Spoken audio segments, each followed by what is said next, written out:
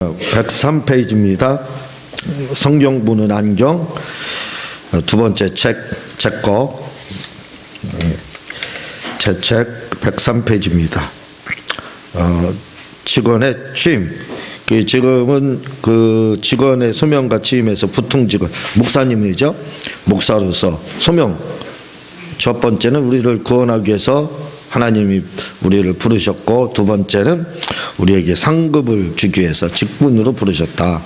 근데 그 직분 중에 하나가 이제 주로 목사님들에 대한 그 직분을 먼저 시간에 이렇게 다루게 됐습니다. 요즘에 그 뭐가 있느냐면 13개월의 보너스인가요? 13개월의 보너스, 연말 정산. 그래서 보너스가 그 정산 뭐 어떻게 처리하면, 그동안 교회는 종교세를 내지 않았기 때문에 그 세금 관련해서 잘 몰라요. 보너스가 있는지 없는지 그런 거. 근데 이제 종교인세가 과세가 되기 때문에 우리도 이제 해당을 하게 될 텐데, 그 13개월의 보너스, 연말 정산하면 그 뭐 뒤돌려주는 환급 뭐 이런 게 있나 봐요. 근데 그건 굉장히 좋은 겁니다. 그렇죠. 이제 지금 현금 영수증 뭐 이런 거 해가지고요, 쓴 거 자녀들 이렇게 해서 학비라든가 그런 거 어떻게 정산하면 거기에 걸맞게 세금으로 다시 돌려주고 이런 것들 굉장히 좋죠. 얼마나 좋아요, 보너스 받으니까. 그런데 문제가 한 가지가 있습니다. 뭐가 문제냐면 그게 문제가 있다는 게 아니에요. 처음에는 저희도 우리 교회도 사업자 등록증을 안 냈어요. 근데 이제 사업자 등록증을 낼 수밖에 없어서 불가피하게 냈는데, 왜 냈냐면 종교인에게 종교기관에 기부한 거, 그 영수증을 떼달라고 하는 분들이 있어요. 전 사실 그거 떼달라고 할까봐 사업자 등록증을 그 전에 대전에서 안 냈어요. 그러다가 대전에서 내고 서울에 올라와서 다시 이렇게 내고 지금 있는데, 왜냐하면 과연 그게 바람직하나 이거예요. 교회에다 종교기관에다 기부해서 그 기부금 영수증을 받아서 세무서에 제출하는 겁니다. 이게 긍정적으로 생각을 아무리 해도 저는 불합리하다고 생각해요. 이게 왜냐하면요, 아니 하나님 앞에 헌금을 드린 거냐 기부한 거냐 이거예요. 지금까지 헌금을 그래 11조 드리고 감사헌금 드리고 뭐 특별헌금 드리고 해서 여러 가지 헌금 제목이 있잖아요. 드렸어요? 그걸 하나님 앞에 드린 거지 하나님께 기부한 겁니까 그게? 그것 때문에 저는 이건 잘못됐다. 어떻게 하나님이 뭐 거짓입니까? 하나님께 적선하듯이 그렇게 기부라는 거 뭐예요? 도와주는 거 아니에요? 기부. 뭐 어디 기관에 돈 줘서 거기를 도와주는 게 기부 아니에요? 하나님이 기부받을 만큼 가난하냐 이거예요. 그래서 저는 그것 때문에 안 냈어요. 근데 그렇게 변명할 수도 없고, 해달라는 분들은 있고, 변명할 수는 없고, 얘기하자니 복잡하고, 한두 명한테는 할 수 있지만 계속 그걸 하자니 귀찮아서, 그냥 귀찮아서 떼어집니다. 귀찮아서 지금 떼어져요. 그런데 생각해보자 이거죠. 하나님께 이 헌금이라는 건 거룩한 예물을, 특별한 예물을 하나님께 드리는 겁니다. 그렇죠? 그 하나님께 상달을 드리는 거예요. 근데 기부금 영수증 띄므로 말미암아 뭐가 되냐면 취소가 되는 거예요. 모든 예물이 다 취소된 겁니다. 하나님이 그걸 기쁘게 받으셨겠느냐 이거예요. 조금만 우리가 생각해야 됩니다. 내가 지금 세금 환급 받는 게 그게 중요하느냐, 우리가 세상 기관에다 기부했느냐, 그게 아니잖아요. 그게 아니잖아요. 왜 세상적인 생각을 우리가 갖고 있는지 모르겠어요. 하나님이 기부받을 만큼 가난하느냐 이거죠. 적선받을 만큼 그런 분이냐 이거예요. 그렇지 않다 이거죠. 우리 하나님이 어떤 분인데, 그분은 우주 만물이 다 당신 겁니다. 뭐 부족한 거 하나도 없어요. 그냥 그분에게 감사하고 고마워서 하나님 앞에 드린 예물인데, 그 거룩한 예물이 아닙니까? 사실은 그게 연불학에서. 근데 그것을 하나님 앞에 예물 드린 게 아니라는 거예요. 11조 했는데 11조가 아니라는 겁니다. 뭐 했다고요? 하나님께 기부했다는 거예요. 거기서 또 양보해요. 양보해. 또 양보할 수 없어요. 진리는 양보할 수 없지만 양보해요. 자, 그래서 그 기부금 때문에 세금을 한 수 받았어요. 그거 가지고 뭐 어떻게 한다는 거예요, 또. 그거 받아가지고 다 예물로 다시 드리면 그래도 조금 요만큼 눈금만큼 이해가 가요. 그거 가지고 뭐 합니까? 자기들이 주머니에 다 들어가요. 이게 과연 바람직하느냐 이거예요. 예. 그래서 다른 세금을 그렇게 해서 환급 받는 건 괜찮습니다. 그러나 교회에서 기부금 영수증 떼달라고 하면 안 돼요. 하나님께 하나님을 도와준 것처럼 적선한 것처럼 그렇게 된다 이거죠. 하나님이 과연 기뻐하겠느냐 이거죠. 그래서 응답 못 받는 거예요. 복을 못 받는 겁니다. 헌금 많이 해놓고 마지막 결론에 가서 취소해버리는 거예요. 나는 헌금한 게 아닙니다. 1년 내내 힘써 헌금해놓고 11조 가장 헌금 딱 해놓고 기부영수증 딱 떼달라고. 하나님 도와줬어요, 제가. 하나님 가난해가지고 내가 도와준 겁니다. 헌금한 게 아니에요. 11조 한 게 아닙니다. 취소해버려요. 취소해버려요. 절대로 그런 기부영수증 교회에다 부탁하면 안 돼요. 우리 제도가 그냥 불가피하게 그래서 내기 싫었는데 할 수 없이 막 해달라는 사람들이 있어가지고 제가 냈는데 속으로는 불만이 굉장히 가득해요. 그게 아니 하나님이 거진가? 왜 하나님 앞에 기부를 해? 헌금을 드린 거지 왜 기부했느냐 이거예요. 절대로 우리는 헌금으로 하나님 앞에 드려서 하나님을 기쁘게 해드리고 하나님께 감사의 표시를 이렇게 해야지. 하나님께 기부했다고 해서 기부 영수증 거기에는 기부금으로 되어 있습니다. 그 영수증에는 그거 받아가면 하나님께 예물 드린 게 아니에요. 꽝입니다. 꽝. 마지막 정산에서 꽝 드는 거예요. 하나님 주님도 1년 동안 정산해서 마지막 사인을 딱 하려고 했는데 기부로 딱 하나 꽝. 너 나한테 기부했느냐? 기분이 나쁘실 거예요. 그러니까 열심히 헌금 드려서 1년 헌금 드려서 하나님이 응답을 딱 주려고 이제 사인이 싹 올려가는데 채서 딱 꽝 드는 겁니다. 그러니까 물질을 드려도 복 못 받으라. 11조 드려도 복 못 받으라. 못 받을 짓을 했죠. 11조 드려도 안 되더라. 응답이 헌금 드려도 안 되더라. 안 되지요. 취소했는데 되겠습니까? 언제 헌금 드렸어요? 헌금 드린 적이 없지. 기부했죠. 언제 헌금 드렸어요? 절대로 기부 영수증 교회에다 요청해서는 안 돼요. 요청해서는 안 됩니다. 하나님은 가난하신 분이 아니에요. 그걸 우리가 생각을 해야 됩니다. 그리고 요즘에 유튜브라네 페이스북이라 재밌게 굉장히 많이 참 기가 막힐 때가 많이 있어요. 막 본인들은 막 열변을 글로다 토해요. 뭔가 엄청나게 하는 것처럼 그렇게 해요. 근데 진짜 알고 하느냐?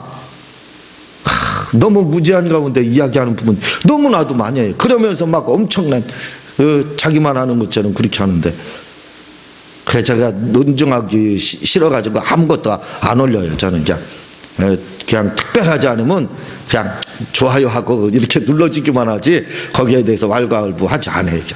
아유 말씀할 시간도 없고 그 논쟁할 시간도 없고 그랬지만 답답해. 그래서 저는 그렇게 하지 않고 한꺼번에 이렇게 이 자리에서 이렇게 이야기를 하는 거예요. 이야기를 합니다. 11조에 대해서도요. 11조가 율법이라 하지 말라. 그런 분들이 한두 명이 아니에요. 또 그것도 성도들이 그러면 몰라요. 목사님들 중에서도 막 그렇게 그걸 페이스북 글로다 올려요. 왜 그런 글을 올리는지 모르겠어요.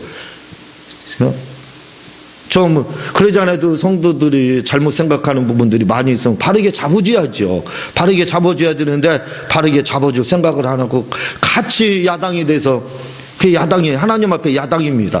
하나님께는 여당밖에 없어야 돼요. 하나님께 야당이 돼가지고 그냥 같이 거기에 그 논쟁에서 휩쓸려가지고 같이 막 성경을 비방하고 결국 그게 뭐 비방하는 거예요? 성경 비방한다는 것은 성경에 대해서 반론을 제기한다는 거예요. 하나님께 반론 제기하는 거예요. 하나님이 잘못됐다는 뜻입니다. 자기보다 하나님 무지하다는 뜻이에요. 그래서는 안 돼요. 11조가 어디 율법 모세 율법으로 시작됐어요? 아니에요. 11조는 창세기 14장 20절에 벌써 멜기세덱이 아브라함이 10분의 1 딱 드리면서 그때 시작됐어요. 율법 전에 벌써 율법은 모세 그 이후에 약 2000년 후에 그때부터 400년이네요. 430년 후에 모세를 통해서 11조가 그 율법에 명시만 됐지, 거기다 기록됐지. 그 전에 벌써 아브라함은 11조. 그래서 다 11조로 다 그 이후에 드렸지 않습니까? 그런데 11조가 율법이래요. 어디 율법입니까? 아브라함부터 시작됐는데, 율법이 언제부터 주어졌는데, 그것도 모르면서 자꾸 그 11조 율법이라 하지 말라. 참. 그렇게 하면은 참 안 돼요. 그런 말을 하면 안 됩니다. 그리고요, 주님이 마태복음 23장 23절에 보면요, 화 있을진저요 외식하는 서기관들과 바리새인들이요, 너희가 박하와 희왕과 근처의 11조는 들이되 율법에 더 중한 바 정의한 긍휼과 믿음은 버렸도다. 그러나 이것도 행하고 저것도 버리지 말아야 할지니라. 이거 어떻게 해석할래요? 이거 주님 그랬어요. 11조 그것도 하고 11조 드려라. 그런 박하의 그것도. 그러나 11조도 드리고 정의도 행하고 긍휼도 행하고 믿음을 버리지 마라. 그러면서 그래, 이것도 행하고 저것도 버리지 말아야 할지. 버리지 말래요. 주님이 하라고 했습니다. 주님이 이렇게 분명히 말씀을 하고 있는데 11조 해야 된다고 하고 있는데 왜 그렇게 말씀들을 하는지. 이게 한두 번 막 오르락 내리락 하는 게 아니에요. 너무 많이 막 오르락 내리락 하기 때문에 제가 이거 얘기하지 않으면 안 되겠다 싶어서 이 연사가 힘차게 제가 외치고 있습니다. 우리는 하나님의 말씀에 대해서 반론은 말씀드렸죠. 야당이 돼서는 안 돼요. 야당이. 하나님 앞에 야당이 어디 있습니까? 예스맨이죠. 우리는 다 예스맨. 그냥 아멘밖에 없는 겁니다. 주님, 내가 피조물인데 조물주보다 내가 조물주 하나님보다 내가 나요?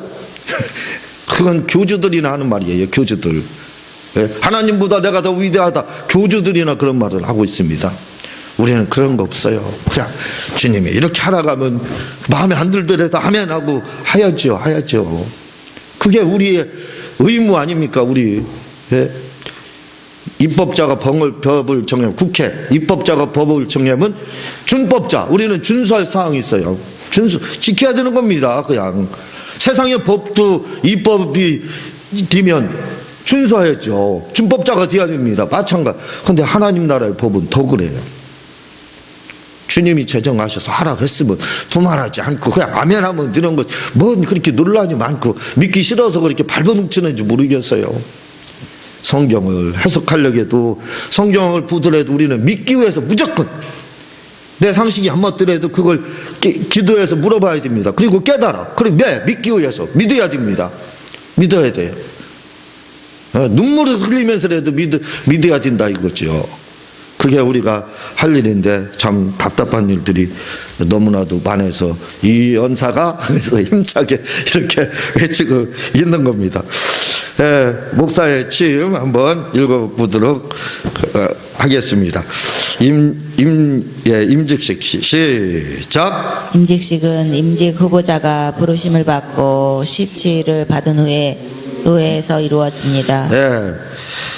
목사 임직 받을 분들이 여기서는 후보자, 이 사람들이 시추, 목사님들의 면접이에요. 면접 한마디로 이 면접을 받은 후에 이제 노예인데, 우리는 감리교나 또 침례교나 우리 순복음 성결교회도 그럴 거예요. 노예라고 하지 않습니다. 지방이라고 하죠. 장로교는 노예 이렇게 하는데 우리는 순복음이기 때문에 노예가 아니라 지방에서 이제 목사 임직식이 이루어지고 있어요. 계속 읽겠습니다. 시작. 임직과 더불어 안수가 주어지는데 천주교에서는 안수는 일반 성도와 구별을 의미하며 또한 영적 은사의 수여로 보고 있지만 개신교는 단지 직분 이임식의 의미인 직분적인 네, 요소만 이게 가지고 있습니다. 그러니까 천주교는 성직으로 성직자로 됩니다. 영적인 것까지도 하는가? 성직자라고 그래요. 근데 기독교는 엄밀히 말해서 목사님들을 성직자라고 하지 않아요. 이 말에 의하면 왠 줄 아세요? 직분만 임직한 거라는 거예요. 그래서 임직식이라고 하는 겁니다. 임직이라는 말이 직분만 목사 직분만 임직했다는 거예요. 직분만 줬다 이거예요. 장로 임직, 장로직, 권사 임직, 권사 임명만 했다는 거예요. 직분만 임명했다 그겁니다. 그걸 임직식이라고 그러는데 이게 잘못된 말이에요. 아니 한번 생각해 봐봐요. 어느 청와대 모임이 있습니다. 종교단체 모임 할 때 뭐라고 그러냐면 성직자들 모였다 그럽니다. 그 성직자에 누가 들어가요? 불교 중도 들어가고 또 뭐 무슨 증산 그런 교주들 들어가고 기독교 목사님 들어가고 또 뭐 들어가고 육계 뭐 이렇게 하잖아요. 한번 생각해 보자 이거죠. 아니 하나님이 그들에게 직분 줬어요? 성직자는 사실은 목사님밖에 없어요. 그 중에 그 모이는 게. 성직자가 아닙니다. 하나님이 주신 직분이 아니에요. 다시 말씀드립니다. 우리가 임직이라고 그러는데 직분만 줬어요. 그러니까 목사님들이 직분만 받았기 때문에 나는 직분만 목사다. 마치 장로 같은. 그러니까 어떻게 돼요? 나는 성직자가 아니니까 죄를 범해도 된다. 좀 이상하게 호박씨까지 된다. 이렇게 생각할 수 있어요. 아닙니다. 성직은 오직 하나님이 우리 교회에만 허락했어요. 교회만. 그 교회의 직분이 누구예요? 목사님도 성직자예요. 왜? 하나님이 직분 줬다 이거죠. 거룩한 직분을 하나님이 주신 겁니다. 그래서 성직이에요. 성직. 그냥 세상에서 말하는 목사직, 임직이 아니에요. 직분만 준 게 아니에요. 하나님이 거룩한 직분을 준 겁니다. 그래서 성직이에요. 성직은 엄밀히 해서 기독교 안에만 있는 거예요. 천주교, 우리는 그 천주교도 이단이라고 합니다. 그러니까 인정하지 않아요. 다른 데도 인정하죠. 그러니까 성직은 어디? 교회에만 있어요. 교회에만. 그리고 그러면 목사님만 성직자느냐? 아니지요. 직분을 하나님이 주신 직분은 다 성직입니다. 장로님은 장로님도 성직자예요. 하나님이 주셨으니까. 권사님이면 권사님도 성직자입니다. 왜? 하나님이 주신 거고. 집사님이면 집사님도 다 성직자예요. 하나님이 주셨으니까. 직분만 다를 뿐이에요. 직분만. 모두가 다 우리 성도는 성도대로 다 성직자입니다. 하나님이 주셨으니까. 그러니까 그런 목사님만 성직자니까 목사님만 거룩하게 사세요.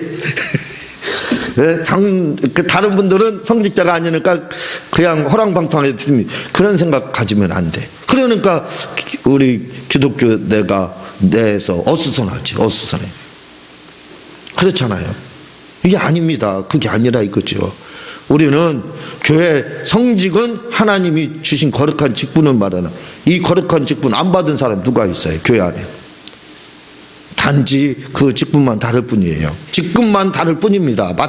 맡은 바 담당 부서만 다를 뿐이에요. 우리는 다 교회 안에는 누구나 다 성도들도 성직자예요. 성직자.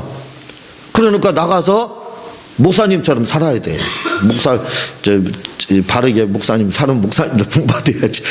그렇게 살아야 됩니다. 성도들도 다 어떤 직분을 받았든지 하나님이 주셨기 때문에 거룩한 성직.